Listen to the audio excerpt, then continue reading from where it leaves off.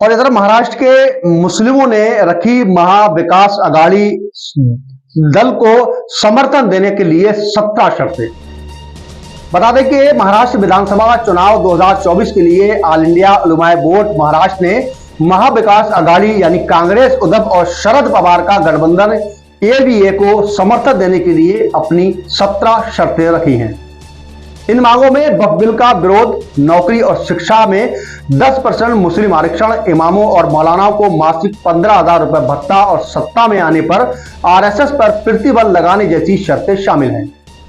इस बाबत all India उलमा बोर्ड महाराष्ट्र के अध्यक्ष नायाब अंसारी ने एवीए पत्र भी दिया है। वही रिपोर्ट्स के अनुसार कांग्रेस और एनसीपी शरद पवार ने मुस्लिम समुदाय की सभी शर्तें मान ली हैं और उलमा बोर्ड के नेताओं को चुनाव प्रचार के लिए भी बुलाया है।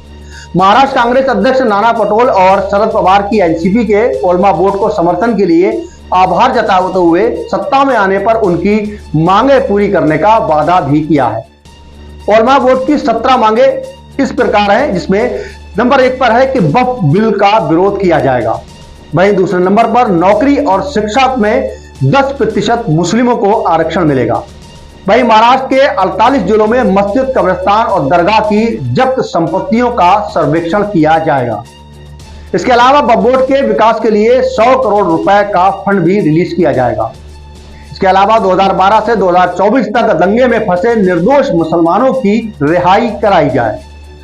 वहीं मौलाना सलमान अजहरी को रिहा करने के लिए 30 सांसदों द्वारा प्रधानमंत्री को पत्र भी लिखा जाएगा। इसके अलावा 7वीं शर्त में मस्जिदों के इमाम और मौलाना को मासिक 15,000 रुपए भत्ता। वही पुलिस भर्ती में मुस्लिमों की भर्ती की जाए। इसके अलावा शिक्षित मुस्लिम समुदाय को नौकरी में प्राथमिकता दी जाए। इसके अलावा रामगिरी महाराज और नितेश राणे को जेल में डालने की मांग भी की गई थी। सरकार बनने पर मुफ्ती मौलाना इमामों को सरकारी समितियों में शामिल करना होगा। वहीं मुस्लिम समुदाय के उम्मीदवारों को चुनावी टिकट भी देना होगा।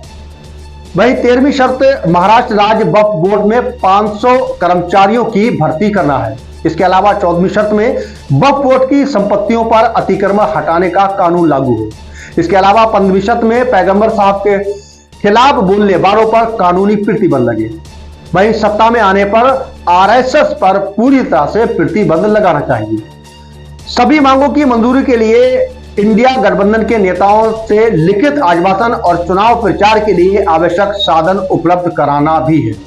बता दें कि ये मांग काफी बड़ी थी और जिसको लेकर अघाड़ी दल ने इसका पूरा समर्थन किया है और उनकी हर शर्तें मानने के लिए राजी हो गए हैं। इसके अलावा उन्होंने कहा है कि मुस्लिम जो भी उलमा हैं वो लगातार इस चुनाव में अपनी सभाएं करें और अपने लोगों को जागरूक करें।